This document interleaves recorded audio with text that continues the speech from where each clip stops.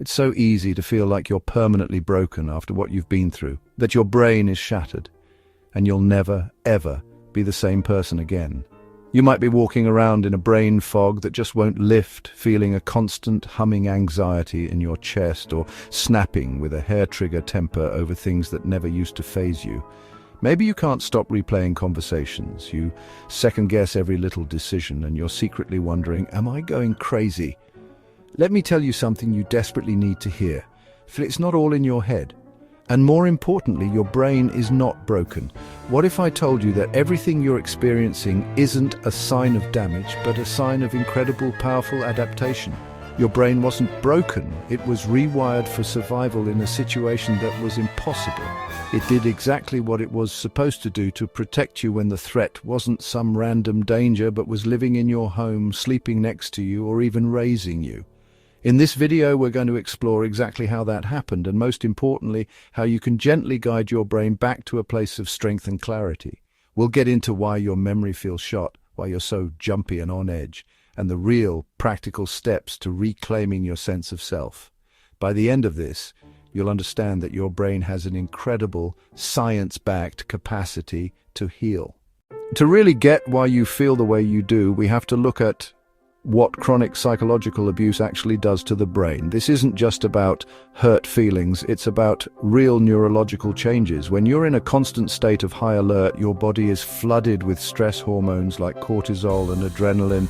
And when this isn't just a one-time thing, but your daily reality, it forces three key parts of your brain to change how they operate. First up, the amygdala. Think of it as your brain's smoke detector. In a healthy environment, it goes off when there's a real fire. But under narcissistic abuse, where the danger is completely unpredictable and could be a certain look, a shift in tone, or the dreaded silent treatment, your amygdala becomes hyperactive and can even get larger. It starts seeing smoke everywhere. That's why a harmless comment can send you into a tailspin, or why you feel constantly braced for the next bad thing. Your brain isn't being irrational, it's being hypervigilant because it was trained to believe danger is always 1 second away.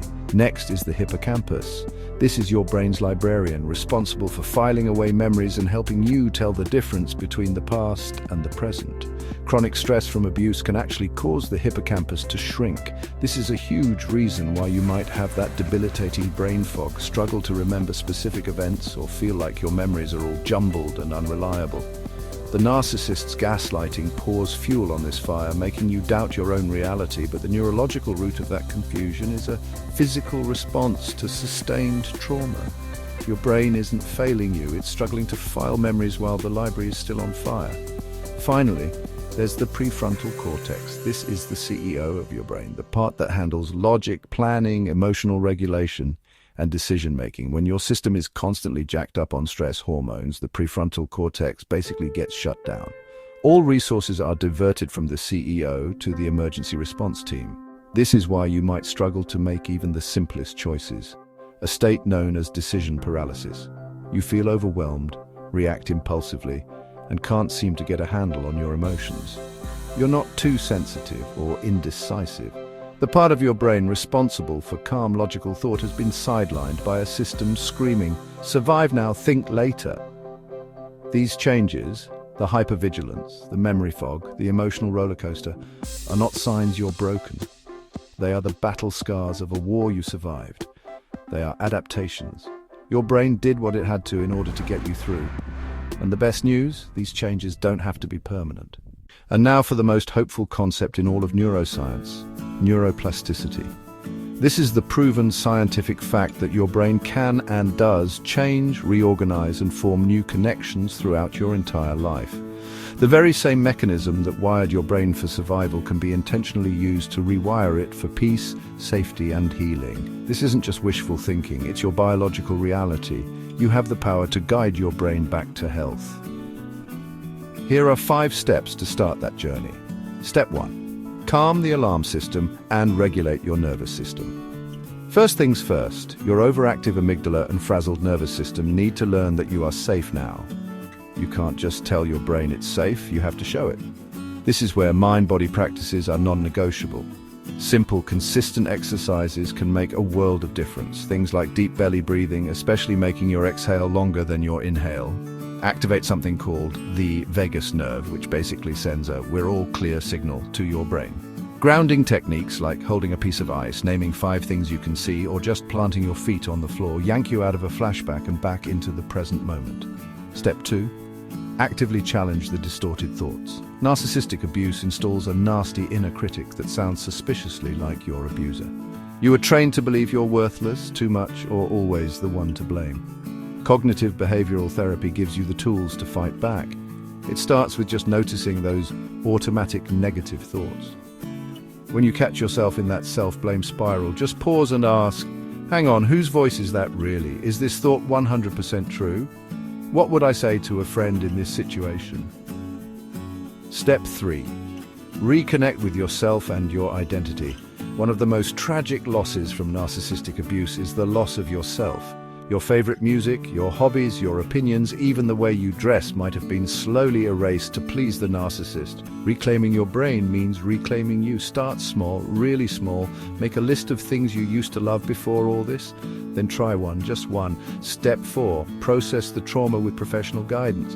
While everything we've talked about is powerful, the sheer complexity of trauma from narcissistic abuse often means you shouldn't have to go it alone. Therapies designed specifically for trauma can be incredibly effective.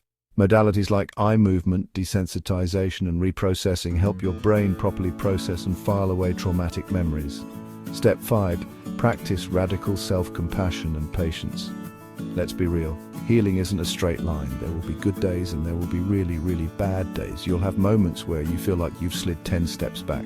This is completely normal. The most crucial thing you can do on this journey is to be kind to yourself. That guilt you feel for putting yourself first, that's a conditioned response from the abuse, not a flaw in your character.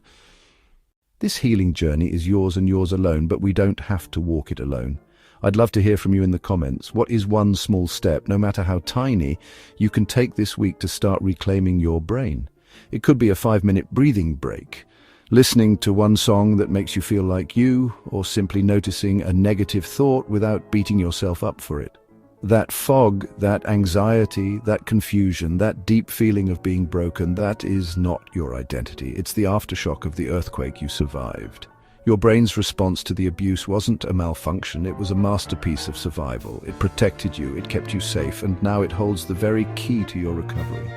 Thanks to neuroplasticity, you have the proven power to forge new pathways in your brain. Pathways of safety, self-worth, and genuine peace.